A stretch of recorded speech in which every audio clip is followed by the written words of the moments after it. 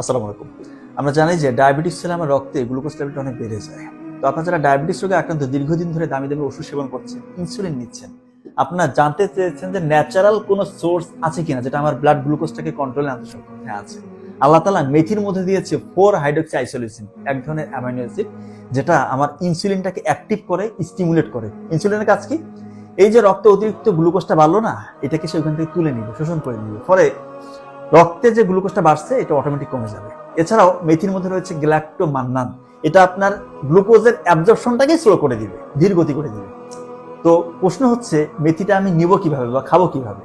প্রতিদিন রাতে 1 গ্লাস পানিতে 1 চামচ মেথি ভিজিয়ে রাখবেন। সকালবেলা খালি পেটে ওই মেথি মিশ্রিত পানিটা আপনি পান করবেন এবং যে মেথিগুলো অবশিষ্ট থাকবে এটা আপনি চিবিয়ে চিবিয়ে খাবেন।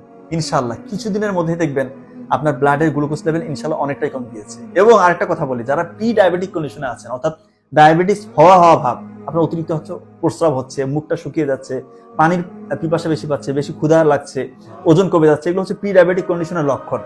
আপনারা কিন্তু এই মেথি মিশ্রিত পানিটা সেবন করতে পারেন এবং অবশ্যই আপনি রেগুলার বেসিসে চেক আপ করবেন যে আপনার ব্লাডের গ্লুকোজ লেভেলটা কতটুকু আছে। ধন্যবাদ সবাইকে।